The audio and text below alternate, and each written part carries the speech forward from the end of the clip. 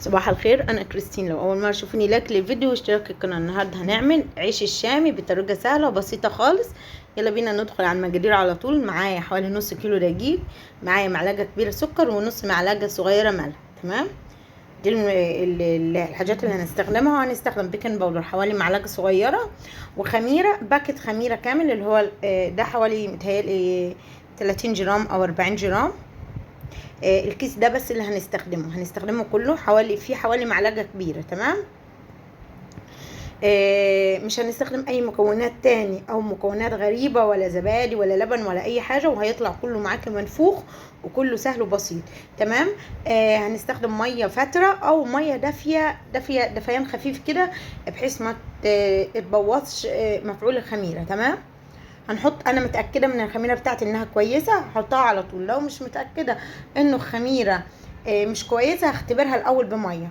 تمام، لكن انا متاكده ان الخميره كويسه. تمام، هحط بلاش الخميره في الاكياس الشفافه اللي بتتباع فلت دي. خليكم دايما في خميره تكون متغلفه كويس عشان تضمنوا ان هي ما اخدتش هوا. تمام، انا هنا هبدا اعجن تدريجيا كده في العجينه البلاستيك اللي انا بعجن فيها، وبعد كده هحط شويه دقيق وهاخد ودي في العجينه كويس لغايه ما العجينه تنعم معايا. مده العجن حوالي 10 دقايق، من 10 ل 12 دقيقه.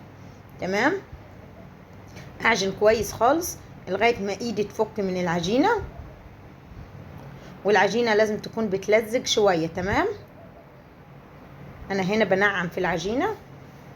نص كيلو دقيق حوالي 3 كوبايات دقيق كبار. تمام، او 4 صغيرين هيطلع لي حوالي 20 رغيف او اكتر،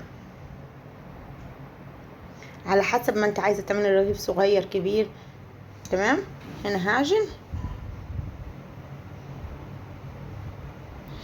لو معاكي مفرش سيليكون يبقى تعجني على مفرش السيليكون، هيكون اسهل.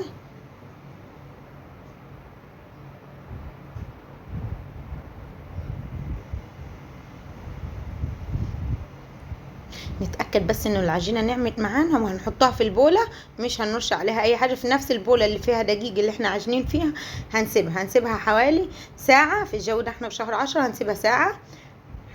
بعد ساعه هنفش الخمران بالطريقه دي، وهنحضر صينيه كبيره هنكور فيها كور كد الليمونه. تمام، كد الليمونه الكبيره.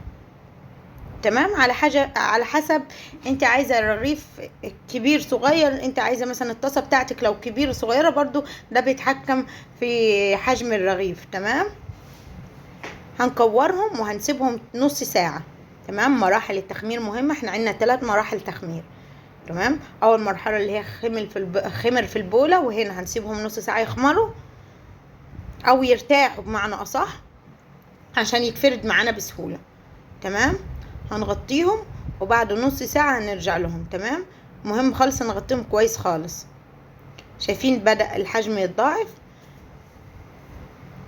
اول حاجة هنمسك واحدة واحدة كده وهنفردها. هوريكم السمك اللي انا عايزاه. شايفين السمك اللي انا عايزاه؟ انا فردت 2 بالنشابة او باي اداة فرد عندك، وهتحطيهم على صينية كبيرة تبعديهم شوية عن بعض. انا هنا بعدتهم عن بعض.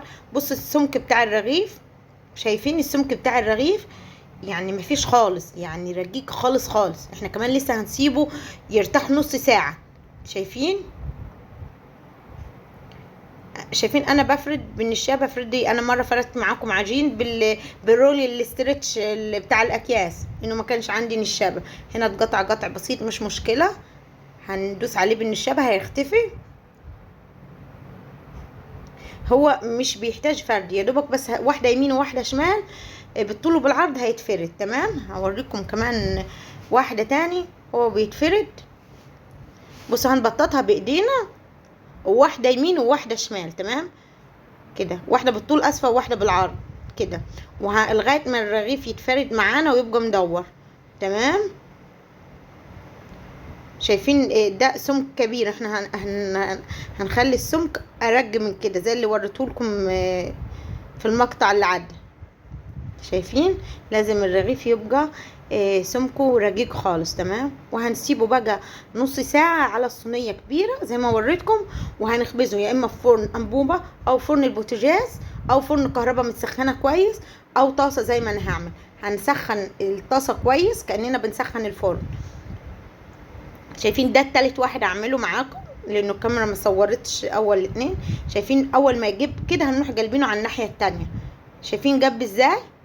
وكل العيش هيجيب معاكي لو ريحتيه نص ساعه قبل الخبز. جاب نقطه. شايفين جاب ازاي ومنفوخ ازاي؟ انا هفتح لكم. بصوا فتحت لكم حته عيش. بصوا حلو ازاي. لسه باقي العيش اللي انا حاطه عليه ده ني وده المستوي.